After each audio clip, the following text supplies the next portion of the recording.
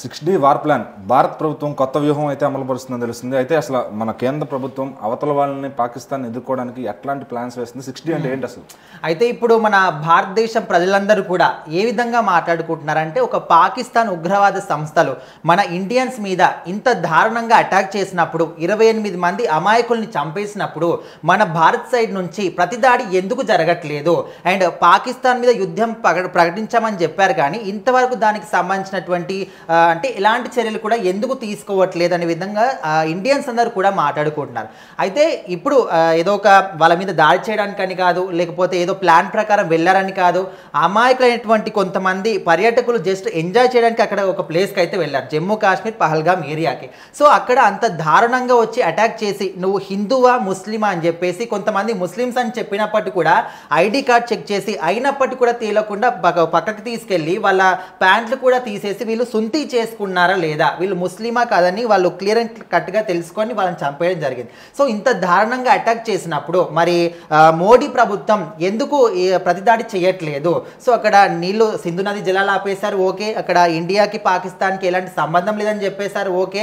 And అదేవిధంగా కొంత సమయం ఇచ్చి ఈ టైం వరకు మీరు వెళ్ళిపోండి అనే విధంగా చెప్పారు. ఇంతవరకు బాగానే ఉంది, ప్రతి ఒక్కరు కూడా ఈ నిర్ణయం తీసుకుంటారు, అందరూ కూడా ఆస్వాదిస్తున్నారు. కాకపోతే వాళ్ళు చేసిన దాడికి ప్రతి దాడిగా మీరు ఏం దాడి చేస్తున్నారు అనే విధంగా అందరూ కూడా ఇప్పుడు లోపల ఇదే మాట్లాడుకుంటున్నారు.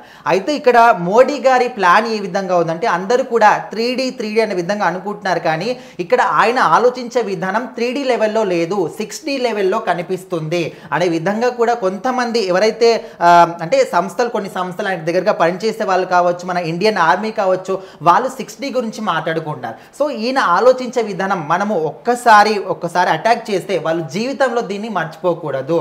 సో ఆ విధంగా మనం అటాక్ చేయాలి. ఏదో అల్లాటప్ప వాళ్ళు ఏదో అటాక్ చేశారని చెప్పేసి వెంటనే ఏదో ఒక అటాక్ చేసి సైలెంట్గా ఉండడం కాకుండా, ఒక్కసారి అటాక్ చేస్తే వాళ్ళు జీవితంలో మళ్ళీ దాన్ని మర్చిపోకూడదు. సో అలాంటి అటాక్ని మనం ప్లాన్ చేయాలనే విధంగా ఆయన ఆలోచన విధానం ఈ విధంగా ఉంది. సో మొత్తానికైతే మోదీ గారు సైలెంట్గా ఉండట్లేదు. ఆయన లోపల కావచ్చు, ఆయన ఆలోచించే విధానం కావచ్చు 3D లెవెల్లో కాకుండా 6D లెవెల్లో ఇప్పుడు మన ముందుకు రాబోతుంది.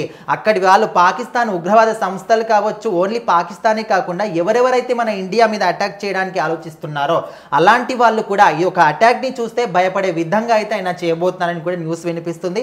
మరి ఇక మీదట భారత్ తీసుకున్న నిర్ణయాలన్నీ కూడా చాలా సంచలనంగా ఉండబోతున్నాయి. సో మరి వాటన్నిటిని ఎదుర్కోవడానికి కూడా ఎవరైతే శత్రు దేశాలు ఉన్నాయో వాళ్ళందరూ కూడా రెడీగా ఉండాలి అనే విధంగా మన ఇండియన్ ఆర్మీ కూడా హెచ్చరికలు జారీ చేస్తున్నారు.